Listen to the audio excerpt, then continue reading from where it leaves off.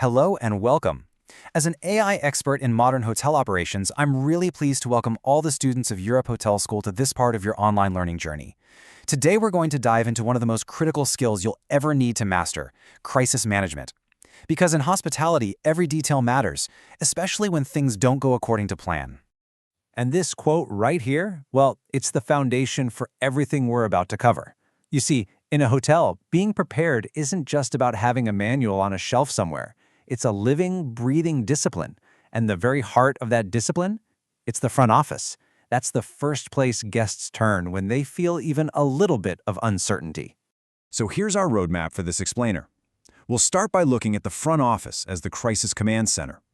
Then we'll map out the coordination network that's so vital. After that, we'll get practical with responding to the unexpected.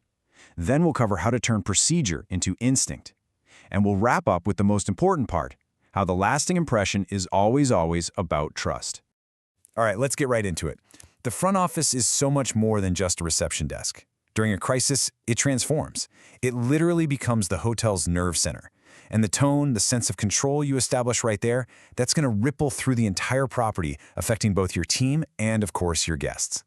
This brings us to a really core skill, what we're calling crisis composure. And this is huge because the real challenge in these moments isn't just about operations, it's emotional. Your guests are looking to you for signals that everything's under control. Your ability to project a calm, confident presence is what gives them that stability. And this slide just lays out the difference perfectly. On one side, you have calm communication. Think short, clear instructions. That's what prevents panic, that's what builds trust. But on the other side, you get chaotic communication, vague messages, hesitation, and that just creates confusion and can escalate fear so quickly. Clarity is always the goal. So, how does a composed front office actually manage a crisis? Well, you're not operating in a vacuum. That's where your coordination network comes in. The front office acts as the central hub, managing all these critical connections with every other department in the hotel. Take a look at this breakdown. It's all about the flow of information.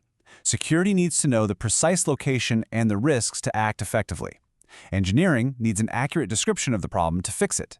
Housekeeping needs to know who's in what room so they can help vulnerable guests. And F&B needs updates so they can manage their services. The front office is the source of that essential data that lets everyone else do their job right. And that leads to this crucial point. Precision is everything. Seriously, a vague report like, there's some kind of issue on the third floor, that's almost useless. It just delays things. But a clear report, we have a water leak in the ceiling of room 314, guests are being moved now. That's actionable. That's what accelerates the response. Okay, so that's the theory. We've got the framework down. Now let's see what it actually looks like when the pressure is on. This section is all about putting that network into action during a real-world scenario. You know, the challenges you're going to face are incredibly diverse. It could be a security threat or a major system failure. It might be a medical emergency or a severe weather event.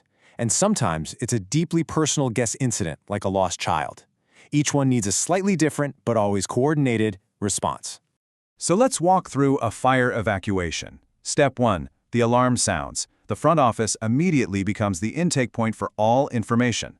Step 2. You are out in the lobby, a visible, calm presence guiding guests. Step 3. You're answering questions with clear, confident directions. And Step 4. You are the direct line to security, constantly relaying updates. That partnership is what keeps confusion from turning into panic. But here's the thing. A smooth response like that doesn't just happen by luck. It's built. So in our fourth section, we're going to look at the proactive work that builds that resilience. The work that turns a written procedure into pure instinct when it counts. See, crisis management is a continuous cycle. It's not a one-and-done event. It starts when something happens. That's followed by your immediate response, and this is so important, documentation. After everything calms down, you have a post-incident review. And what you learn from that feeds directly into improving your training. It's a loop that never really ends. And that documentation, it is absolutely vital. A good incident report is all about objective facts. No interpretations, no opinions. You record exact times. You detail the specific actions your staff took, and you note the final outcome. This isn't just about covering your bases. It protects the hotel legally, sure, but it's also an invaluable tool for making your future training better.